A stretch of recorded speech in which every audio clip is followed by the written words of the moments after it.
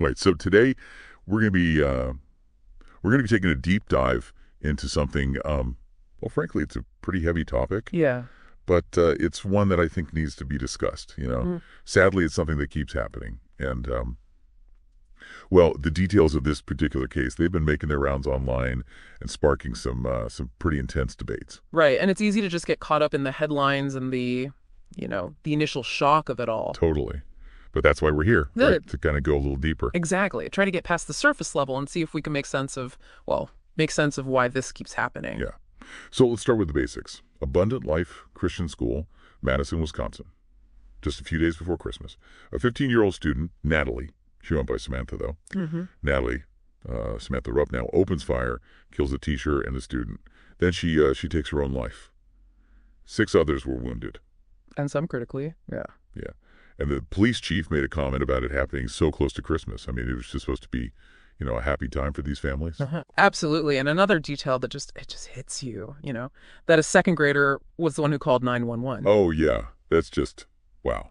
So there's a lot to unpack here, obviously. Yeah. But one thing that's really been fueling the debate online is Ruppnau's attire. Specifically, a black shirt she was wearing that day. It had the tumbling logo of this German band, KMFDM. Mm-hmm. And that same shirt, that same logo, was worn by Eric Harris at Columbine. Yeah, you can't help but make the connection, right? It's like an instant link to one of the most infamous school shootings in history. Yeah, so for anyone who might not remember Eric Harris, along with Dylan Klebold, they were behind the 1999 Columbine High School massacre. A day that I think a lot of people remember exactly where they were when they heard the news. I do, yeah. It left a huge, huge scar on, I think, our entire national psyche. For sure. And anytime something even remotely similar happens, it brings it all back. It really does, yeah.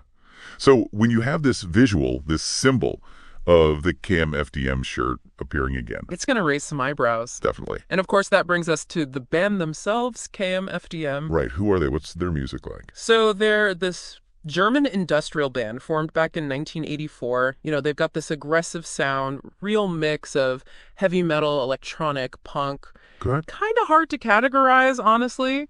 But one thing that's consistent are their lyrics. They're dark. Talk a lot about rebellion, anti-authoritarianism, corruption, societal decay, all that fun stuff. And wasn't it, didn't he specifically mention them in his writings? He did. He praised KMFDM, specifically called out their anti-American, anti-authoritarian messages as something that resonated with him. Okay, so it's right there, right? Seems pretty straightforward. Right, but I think it's important to dig a little deeper here. KMFDM's music, it's often very satirical, layered with irony, yeah. And it makes you wonder, were those messages taken at face value by someone like Harris? Or were they misinterpreted? Ah, I see what you're getting at. Yeah, was it the music itself that drove him to do what he did? Or was it, did the music just provide a soundtrack to feelings that already existed within him? Like if you're already angry and isolated, Mm-hmm. Maybe you're just drawn to music that reflects that. Not that the music is causing those feelings, but it's just like giving them a voice. Maybe. Absolutely, it's an outlet. An outlet. And the band themselves, they've always condemned violence. But their music it's become a symbol for some. A symbol, yeah. And it kind of raises this question for me, and maybe for you and for our listeners too. When does artistic expression cross a line? Where does the responsibility lie? Ooh, that's a tough one. I don't know if there's an easy answer. I don't think there is. But it's a conversation we need to have, right? Especially when trying to understand tragedies like the one in Wisconsin. Yeah. You see the KMFDM shirt, the Columbine connection. But was it a direct influence? Mm-hmm. Or are we just, as humans, wired to find patterns, even when they might not be there? Well, I think it's natural for us to try and find meaning in things, especially when faced with something as senseless as a school shooting. Right. We want to understand it. We want an explanation. Yeah, exactly. And sometimes that search for meaning can, it can lead us astray if we're not careful. For sure. So what are we left with? A tragic shooting? Yeah. A young life cut short? A community forever changed? And this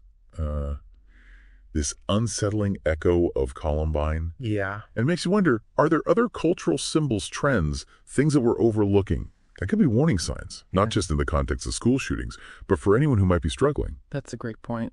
What can we do as individuals, as a society, to be more aware? to Yeah. better understand and address the root causes of these issues. It's a question worth pondering, for sure. We can't prevent every tragedy. But maybe, just maybe, through open dialogue and deeper understanding, we can create a world where they happen less often. I hope so. All right. Well, that's about all the time we have for today. This has been this has been a difficult deep dive, but as always, thanks for listening, and we'll catch you next time. Yes.